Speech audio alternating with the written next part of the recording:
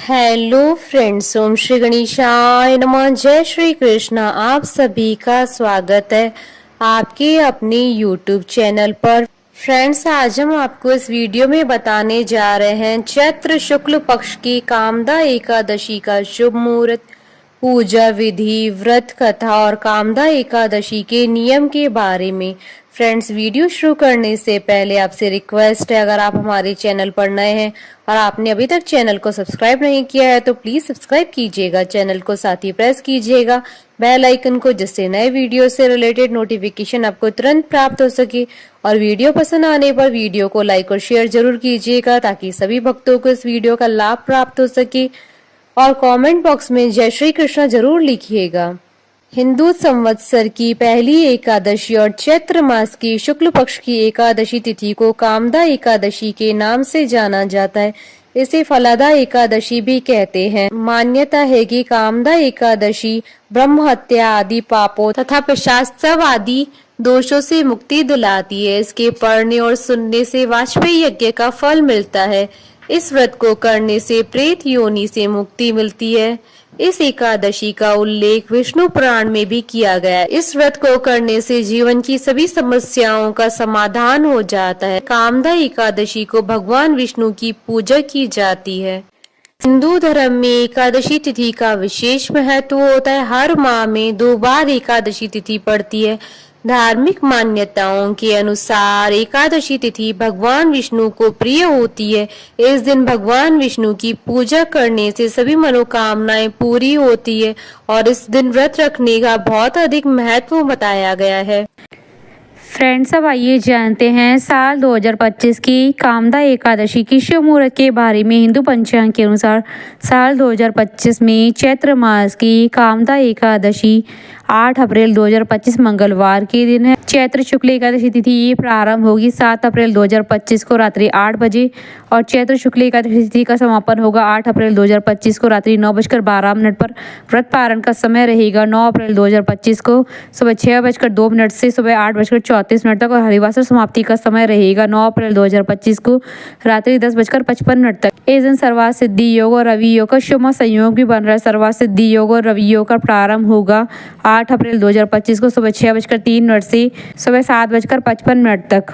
Friends, अब आप हमारे चैनल पर ज्वाइन बटन को दबाकर हमारे चैनल के मेंबर भी बन सकते हैं। हम हमारे चैनल के मेंबर्स के कमेंट्स को टॉप प्रायोरिटी पर रखकर उनका रिप्लाई करते हैं।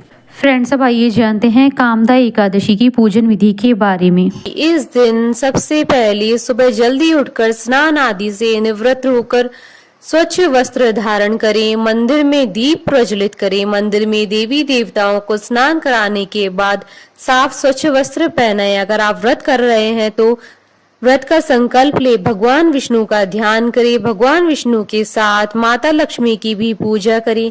धार्मिक मान्यताओं के अनुसार भगवान विष्णु और माता लक्ष्मी की पूजा करने से सभी मनोकामनाएं पूरी हो जाती है। भगवान विष्णु को भोग लगाएं। भगवान विष्णु के भोग में तुलसी को जरूर शामिल करें। इस बात का ध्यान रखें कि भगवान को सिर्फ सात्विक चीजों का ही भोग लगाया जाता है। भोग को लगाने के तुरंत बाद ही भोग को पूजा स्थल से नहीं उठाना चाहिए, बल्कि भोग लगाने के थोड़ी देर बाद भगवान को प्रणाम करके उसके बाद भोग को लेकर बांट देना चाहिए। भगवान को भोग लगाने के बाद उसका थोड़ा सा हिस्सा निकालकर गाय को खिलाना चाहिए। उसके बाद ही स्वयं प्रसाद लेना चाहिए। धार्मिक ग्रंथों के अनुसार गाय को माता का दर्जा दिया गया है। ऐसा कहा गया है कि गाय को भोजन खिलाने से पितृ दोषों से मुक्ति मिलती है। इसके बाद एकादशी व्रत की कथा जरूर पढ़ें या सुने। द्वादशी के दिन ब्राह्मण व दरिद्र जनों को भोजन जरूर कराना चाहिए। व्रत का पारण शुभ मुहूर्त में ही करना चाहिए। फ्रेंड्स, अब आइए आरंभ करें कामदा एकादशी व्रत की कथा। श्री कृष्ण के प्रिय सखा अर्जुन ने कहा, हे कमल नयन, मैं आपको कोटि कोटि नमन करता हूँ। हे जगदीश्वर, मैं आपसे प्रार्थना करता हूँ कि आप कृपा कर चैत्र माह के शुक्ल पक्ष की एकादशी कथा का वर्णन सुनाइए। इस एकादशी का क्या नाम है? इस व्रत को पहले किसने किया और इसके करने से किस फल की प्राप्ति होती है? श्री कृष्ण ने कहा, हे अर्जुन, एक बार यही प्रश्न राजा दिलीप ने गुरु वशिष्ठ से किया था। यह वृतांत मैं तुम्हें सुनाता हूँ। राजा दिलीप ने गुरु वशिष्ठ से पूछा, हे गुरुदेव, चैत्र माह के शुक्ल पक्ष की एकादशी का क्या नाम है? उसमें किस देवता का पूजन होता है तथा उसका क्या विधान है, वह आप कृपा पूर्वक बताइए। मुनि वशिष्ठ ने कहा, हे राजन, चैत्र माह के शुक्ल पक्ष की एकादशी का नाम कामदा एकादशी है। यह समस्त पापों को नष्ट करने वाली है। जैसे अग्नि काष्ठ को जलाकर राख कर देती है, वैसे ही कामदा एकादशी के पुण्य के प्रभाव से समस्त पाप नष्ट हो जाते और तेजस्वी पुत्र की प्राप्ति होती है। इसके उपवास से मनुष्य निष्कृष्ट योनि से मुक्त हो जाता है और अनंततः उसे स्वर्ग की प्राप्ति होती है। अब मैं इस एकादशी का महात्म सुनाता हूँ, ध्यान पूर्वक श्रवण करो। प्राचीन समय में भागीपुर नामक एक नगर था, जिस पर पुंडरीक नाम का एक राजा राज्य करता था। राजा पुंडरीक अनेक ऐश्वर्यों से युक्त था। उसके राज्य में अनेक अप्सराएं, गंधर्व, किन्नर आदि वास करते थे। उसी नगर में ललित और ललिता नाम के गायन विद्या में पारंगत गंधर्व स्त्री पुरुष अति संपन्न घर में निवास करते हुए विहार करते थे। उन दोनों में इतना प्रेम था कि वे अलग हो जाने की कल्पना मात्र से ही व्यतीत हो उठते थे। एक बार राजा पुंडरीक गंधर्वों सहित सभा में विराजमान थे। वहां गंधर्वों के साथ ललित भी गायन कर रहा था। उस समय उसकी प्रियतमा ललिता वहां उपस्थित नहीं थी। गायन करते करते अचानक उसे उसका ख्याल आ गया, जिसके कारण वह अशुद्ध गायन करने लगा। नागराज करकोटक ने राजा पुंडरीक से उसकी शिकायत की। इस पर राजा को भयंकर क्रोध आया। उन्होंने क्रोधवश ललित को श्राप दे दिया, अरे नीच, तू मेरे सम्मुख गायन करते हुए भी अपनी स्त्री का स्मरण कर रहा है। इससे तू नरभक्षी दैत्य बनकर अपने कर्म का फल भोग। ललित गंधर्व उसी समय राजा पुंडरीक के श्राप से एक भयंकर दैत्य में बदल गया। उसका मुख विकराल हो गया, उसके नेत्र सूर्य चंद्र के समान प्रदीप्त होने लगे, मुंह से आग की भयंकर ज्वालाएं निकलने लगी। उसकी नाक पर्वत की कंदरा के समान विशाल हो गई और गर्दन पहाड़ के समान दिखाई देने लगी। उसकी भुजाएं 2-2 योजन लंबी हो गई। इस प्रकार उसका शरीर 8 योजन का हो गया। इस तरह वह राक्षस बन जाने पर भी अनेक दुख भोगने लगा। अपने प्रियतम ललित का ऐसा हाल होने पर ललिता अथाह दुख से व्यतीत हो उठी। वह अपने पति के उद्धार के लिए विचार करने लगी कि मैं कहाँ जाऊं और क्या करूं, किस जतन से अपने पति को इस नरक तुल्य कष्ट से मुक्त कराऊं। राक्षस बना ललित घोर वनों में रहते हुए अनेक प्रकार के पाप करने लगा। उसकी स्त्री ललिता भी उसके पीछे पीछे जाती और उसकी हालत देखकर विलाप करने लगती।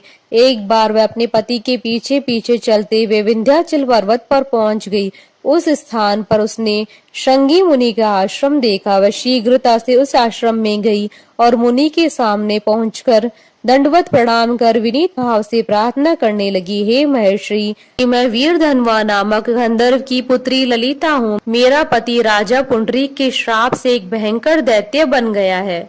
उससे मुझे अपार दुख हो रहा है। अपने पति के कष्ट के कारण मैं बहुत दुखी हूँ। हे मुनि श्रेष्ठ, कृपा करके आप उसे राक्षस योनि से मुक्ति का कोई उपाय बताइए।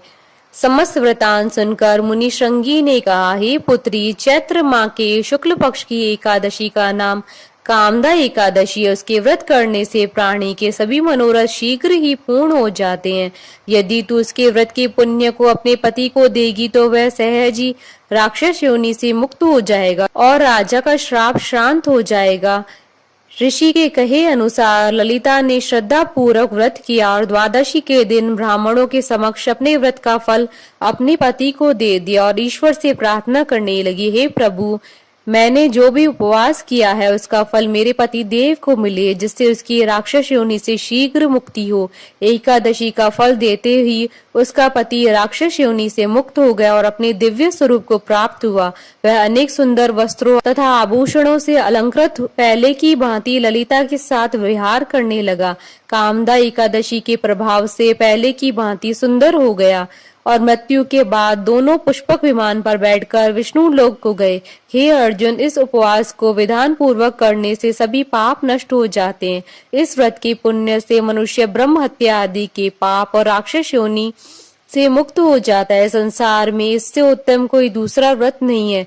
इसकी कथा व महात्म्य की श्रवण व पठन से अनंतता फलों की प्राप्ति होती है। कथा सार। प्राणी अपने सुखों का चिंतन करे यह बुरा नहीं है, किंतु समय असमय ऐसा चिंतन प्राणी को उसके दायित्वों से विमुख कर देता है, जिससे उसे भयंकर कष्ट भोगने पड़ते हैं। गंधर्व ललित ने भी राक्षस होकर निंदित कर्म किए और कष्ट भोगे, परंतु भगवान श्री हरि की अनुकंपा का कोई अंत नहीं है। बोलिए भगवान विष्णु की जय, सनातन धर्म की जय। हमारे साथ इस वीडियो में अंत तक बने रहने के लिए आपका धन्यवाद। ओम श्री गणेशाय नमः। जय श्री कृष्णा।